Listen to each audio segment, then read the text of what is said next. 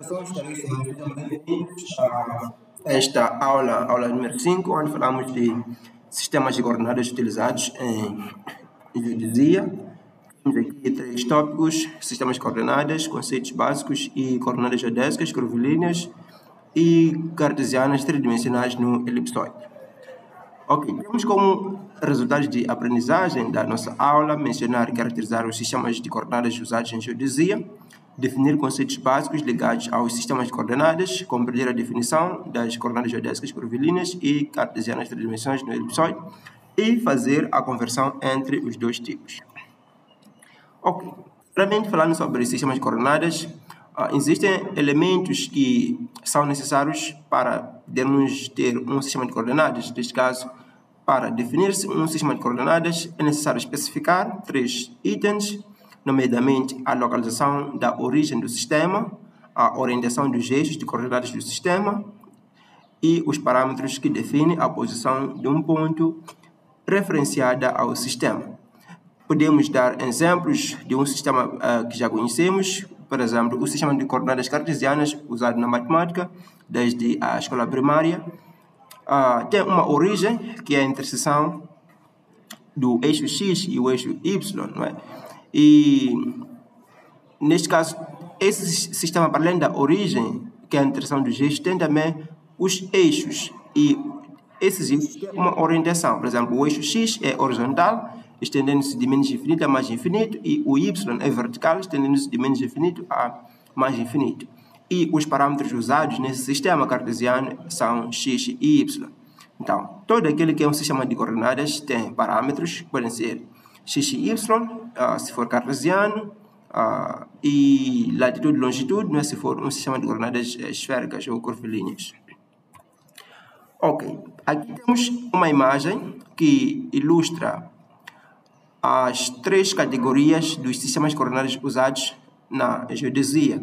E conforme podemos ver, tanto pela figura assim como pela legenda, temos sistemas terrestres, temos sistemas celestes e sistemas de coordenadas orbitais. Bom, avançando, são 3 categorias de sistemas de coordenadas utilizados na geodesia. Temos aqui terrestres, orbitais e celestes. Os terrestres são aqueles que são usados na Terra. Os orbitais servem para posicionar elementos em órbita, como satélites artificiais, e os celestes servem para posicionar corpos celestes, né? Quer dizer, para situar corpos celestes no universo. Ok, temos aqui este diagrama que ilustra estes sistemas. Então, a partir desta figura, vemos que os terrestres têm uma subdivisão em geocêntricos e topocêntricos. Os celestes subdividem-se em eclípticos, axação reta, ângulo horário e horizontais. E depois temos os sistemas orbitais. Ok, em termos de características, no que diz respeito aos sistemas de coordenadas terrestres, estes são fixos à Terra. Isto quer dizer que acompanham o movimento de rotação da Terra, ou seja, eles giram com a Terra no seu movimento de rotação. Também acompanham a translação da Terra, ou a revolução em torno do Sol, movimento este que tem um período de 1 ano terrestre. E estes sistemas são usados para a determinação de coordenadas de pontos na superfície terrestre, por isso chamam-se sistemas terrestres. Agora, existem 2 tipos, conforme vimos na imagem no slide anterior. São os terrestres geocêntricos e topocêntricos. Bom, os sistemas de coordenadas celestes podem ser aprofundados na disciplina de astronomia geodésica, no DMI, e os sistemas de coordenadas orbitais podem ser aprendidos com mais detalhes na disciplina de geodesia espacial, também no DMI, no 4º ano do curso de SIG. Ok, aqui temos conceitos básicos para a compreensão de sistemas de coordenadas, na sua definição e a sua utilização. Então, temos aqui 3 conceitos. Temos polos, temos planos, temos eixos. Então, o que será cada uma das coisas? Bom, temos aqui essa informação que diz que a orientação dos eixos de sistemas de coordenadas pode ser descrita em termos de polos primários e secundários. planos primários e secundários e eixos primários, secundários e terciários. Então, persiste a questão: o que será polo, o que será plano, o que será eixo, para depois falar da distinção entre polo primário e secundário, plano primário e secundário e eixo primário, secundário e terciário.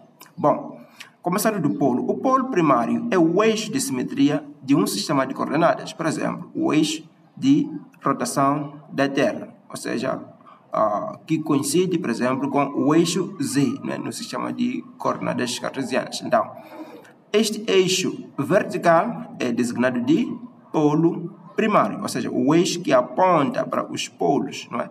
É o polo primário. Ok, depois temos o plano primário. O plano primário é o plano perpendicular ao polo primário, lembrando que o polo primário é o eixo que parte do centro, por exemplo, da Terra e em direção aos polos. Então, o plano primário é o plano perpendicular ao polo primário. Por exemplo, o plano equatorial. Então, o plano primário costuma ser o plano equatorial em muitos sistemas. O plano secundário é um plano perpendicular ao plano primário e contém o polo primário. Então, um exemplo do plano secundário seria o plano do meridiano de Greenwich. Este plano é perpendicular ao plano do Equador e contém o eixo de rotação. Ok. Depois temos o polo secundário. Então, vimos o polo primário, que é o eixo que parte do centro em direção aos polos. Então, o polo secundário é o eixo que resulta, não é, da interseção dos planos primário e o secundário. Então, este seria, por exemplo, o eixo X. Ok. Depois temos os eixos. Então, temos aqui o eixo primário é o polo secundário, ou seja, o eixo primário é o mesmo que o eixo X no sistema tridimensional cartesiano, e o eixo terciário é o polo primário, ou seja, o eixo terciário coincide com o eixo Z, e o eixo secundário é perpendicular aos dois outros eixos e é escolhido na direção que torna o sistema direto ou retrógrado, ou seja, o eixo secundário fica também no plano equatorial a 90 graus este do X, ou seja, corresponde ao eixo Y. Então, eixo primário, eixo X, eixo secundário, eixo Y, eixo terciário, eixo Z. Então, aqui podemos ver dois sistemas tridimensionais, o eixo X, o eixo Y, o eixo Z. Então, recapitulando, o eixo X é o eixo primário, o eixo Y é o eixo secundário e o eixo Z é o eixo terciário. Então, aqui nós vemos aqui no fim sobre sistema direto e sistema retrógrado. Então, para determinar qual é que é direto e qual é que é retrógrado, usamos a mão direita e a mão esquerda. Então, juntando os 4 dedos da sua mão direita e levantando o polegar, não é? Então, o polegar vai coincidir com a direção do eixo Z. Agora, veja qual é a orientação dos seus 4 dedos. Então, o que eles encontram primeiro? Encontram primeiro o X, depois o Y. Então, se for assim, que é o caso da figura à direita, então, o sistema diz que é direto, porque o sentido dos dedos, não é, coincide com esta seta que nós temos aqui. Quer dizer, primeiro encontramos o X, depois encontramos o Y, não é, com a nossa mão direita, enquanto isso o polegar aponta para o eixo Z. Agora, usando a mão esquerda vai nos ajudar a identificar os sistemas que são retrógrados. Então, primeiro, como sempre, juntamos os 4 dedos da mão esquerda e levantamos o polegar, e o polegar vai apontar na direção do eixo Z, e veremos que agora os nossos dedos, né, a direção dos dedos, coincide com esta seta que nós temos. E, novamente, encontramos o X primeiro, depois o Y com a mão esquerda. Então, este sistema à esquerda é retrógrado. Ok. Então, continuando com os nossos conceitos básicos, agora vamos ver as características, né, de um sistema de coordenadas terrestres geocêntricos. Como nós vimos, os sistemas terrestres estão subdivididos em geocêntricos e topocêntricos. Então, os geocêntricos, quais são as suas características? a sua origem pelo nome geocêntrico, né? Geocentro. Então, a origem está no centro da Terra e o polo primário, que é o eixo, né? Z, coincide com o eixo de rotação da Terra. O plano primário é o plano equatorial, é perpendicular ao polo primário. E o eixo primário, que é o eixo X, é a interseção entre o plano equatorial e o plano de meridiano de Greenwich. E os sistemas são diretos. Então, aqui temos uma ilustração, né, de um sistema de coordenadas terrestres geocêntrico. Então, vemos a origem, né, o C, no centro do elipsoide e vemos que a orientação, né, dos eixos X e Y coincide com a orientação dos nossos 4 dedos da mão direita, levantando o polegar a apontar na direção vertical, direção do eixo Z. Ok, então, o plano do Equador é o nosso plano primário e o eixo Z é o polo primário, não é? Ok? Então, agora vemos as características dos sistemas de coordenadas terrestres topocêntricos. Então, primeiro pelo nome topo, que significa lugar, não é? Topocêntrico, que significa que o centro encontra-se na superfície terrestre. E o plano primário é o plano tangente à superfície terrestre em tal ponto. Ok? E o eixo primário é o ponto norte, isto é, a interseção do plano tangente e o plano que contém o norte da Terra. E estes sistemas são retrógrados. Então, vemos aqui a similaridade entre os sistemas terrestres geocêntricos e topocêntricos. Bom, é que ambos são terrestres, ambos são usados para o posicionamento na Terra. Mas, por serem uns geocêntricos, outros topocêntricos, possuem várias diferenças. Por exemplo, a origem do sistema geocêntrico encontra-se no centro da Terra, a origem do sistema topocêntrico encontra-se na superfície terrestre. A orientação, os geocêntricos são diretos, os topocêntricos são retrógrados. Ok? Então, aqui temos uma ilustração de um sistema de coordenadas topocêntrico. Então, vemos que a origem encontra-se na superfície, neste caso aqui do elipsoide, não é? Então, o plano primário é o plano tangente, conforme nós vimos, é o plano tangente à superfície num ponto, neste caso o ponto de origem. E o eixo primário é o ponto norte. Então, vemos aqui, não é? O eixo que resulta da interseção entre o plano tangente e o plano que contém o norte, não é, da Terra. Então, vai nos dar aqui o eixo primário. Ok. Muito bem. Agora, vamos falar de sistemas de coordenadas cartesianas e curvilíneas no elipsoide. Então, assim como nós vimos na Terra esférica que era possível usar coordenadas, quer dizer, posicionar pontos através de coordenadas curvilíneas, latitude e longitude, e também através de coordenadas cartesianas, mediante a introdução do sistema de coordenadas cartesianas tridimensional, não é, na esfera. Então, isto é possível também no elipsoide. Então, o sistema de coordenadas cartesianas é introduzido no elipsoide de tal forma que a origem do sistema esteja no centro do elipsoide, o eixo primário, o eixo Z, seja o semieixo menor do elipsoide, e o plano primário seja perpendicular ao eixo primário e sendo chamado de plano equatorial. E o polo secundário, eixo X, é a interseção do plano equatorial com o plano do meridiano de Greenwich. O eixo Y situa-se no plano equatorial a 90 graus este do eixo X, tornando o sistema direto. Ok? Aqui, nesta ilustração, temos o ponto I no terreno e temos aqui um pedaço do elipsoide e vemos que o I no terreno encontra-se a uma certa distância, não é? Do centro do elipsoide, chamada de RI. E, ok, depois temos a reta normal, que passa de I e é perpendicular, neste caso, vamos lá,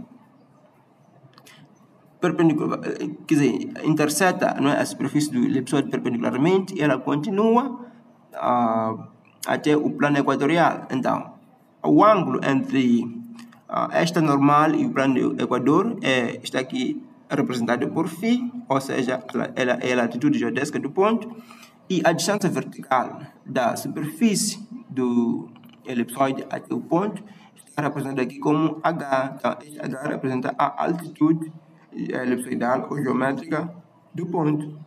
E a terceira coordenada geodésica aqui é este ângulo,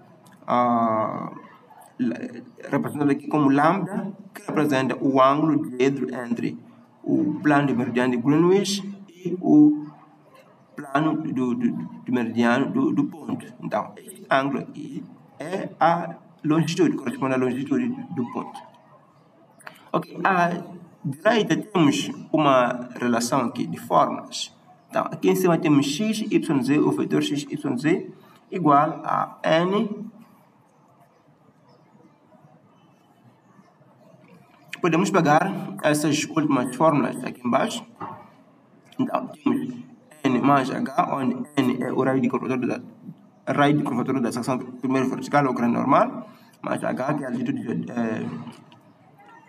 geométrica ou elipsoidal. Então, esta soma, este termo, entre parênteses, vezes o cosseno da latitude geodésica, vezes o cosseno da longitude geodésica. Então, isso vai nos dar o x.